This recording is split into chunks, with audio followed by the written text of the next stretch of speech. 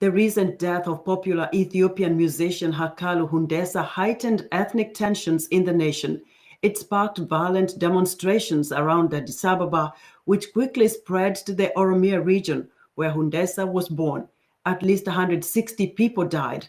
Authorities blocked the internet and arrested dozens of people, including a prominent media mogul and government critic Jawar Mohammed.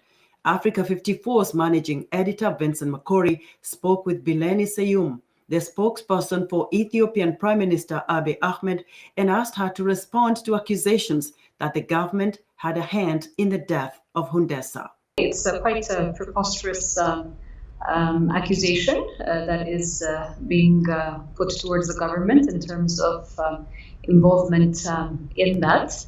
There are certain groups, obviously, that would perpetuate this wrong narrative, but a majority of Ethiopians do understand that this is a wrong narrative that is being perpetuated because the government has got no reason or no cause at all to do anything this disruptive.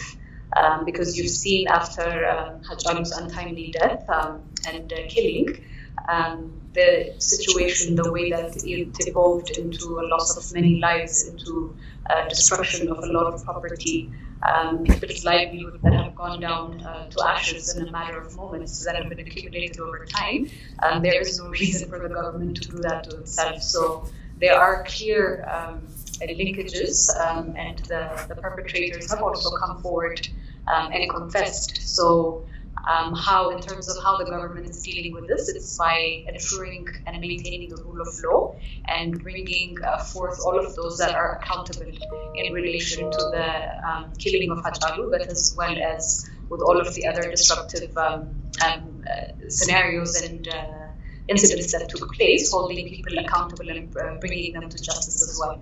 Now, one of the reasons why some may be led to believe that that is a possibility that the government can do that is because, according to human rights reports, there have been so many extrajudicial killings of people, especially in the Western Oromia area, abduction of young university students and disappearance of some of the Oromo opposition leaders.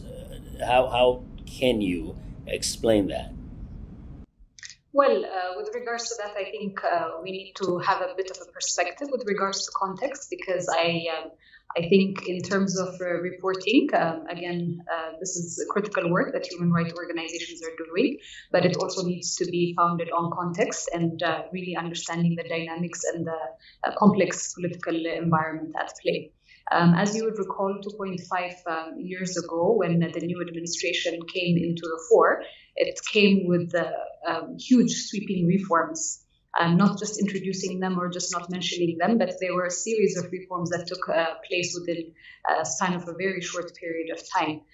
These reforms have been the backbone of, or the foundation for, the democratization path and process that Ethiopia is on. Part of these reforms have also looked at the very repressive nature of the previous regime and the previous political environment that Ethiopia has been part of. So really looking back and laying the foundation for all of the ills that had been inherited from the previous administration as well, and the repressive nature where a lot of political parties, a lot of media entities, and a lot of individuals had been imprisoned for their political consciousness and for their political activism and the views that they held. So a key component of this administration's reforms, particularly in the political arena, has been opening the playing field, making it wide open, inviting all of those that had been brandished by the previous regime under a terrorism act to come into the country and engage in peaceful struggle. So this has this invitation has included political parties that were engaged in armed struggle for several years. They were asked to come back into the country, lay down their arms, and engage peacefully. The same thing for media entities. So many political parties have also come and are engaging in that peaceful process. But there are some elements who have not. Let me just wrap up my thought here. But there are some elements that have not done that as well, and instead have taken and resorted back to their previous ways of engaging in terrorizing communities as well. Some are saying the same tactics that were used before, the same tactics that actually led to the fall of the previous coalition are the same that are being used. I mean, would you deny that at this time the internet is being shut down, not only in the Western Oromia, but entire Ethiopia, which was a tactic that was used before? Would you deny that opposition leaders are having a hard time? For example, Jawar Mohammed has been a number of times arrested or his house just barricaded. There's also the disappearance. Up to now, nobody knows where Abdi Regassa is. Can those be denied at this point? Vincent, I mean, I'm not entirely sure where the information, as far as I'm concerned, I don't know of any instances where Jawar Mohammed has been arrested before. The arrest that took place recently in relation to the incident is not necessarily anything related to political activism or political thought. It is purely an incident that's attached with the unlawful hijacking of Haacaaluu's remains against the wishes of his family to be buried in Ambo town. So there's accusation and there are suspects, according to what the Attorney General has put forth and the police have put forth. These arrests have been done because of their involvement in incidents that put the constitutional order into threat. So I wouldn't say the same tactics are being used to repress individuals' rights. They're not tactics that are being used to take political action against people that are voicing different concerns and ideas. With regards to the internet that you talk about, internet has already been partially restored. And I've said this before as well, the internet is a powerful tool, it's a necessary communication tool.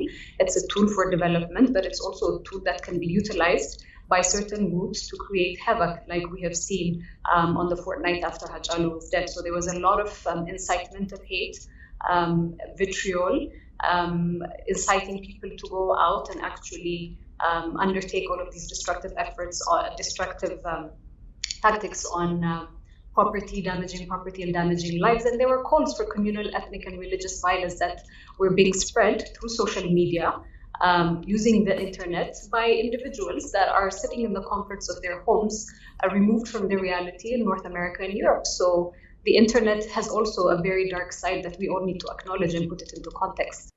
That was Africa 54 managing editor Vincent Makori speaking with Billene Seyoum, spokesperson for Ethiopian Prime Minister Abiy Ahmed. In part 2 of the interview, Seyoum responds to the accusations that the government is still using old repressive tactics against its citizens.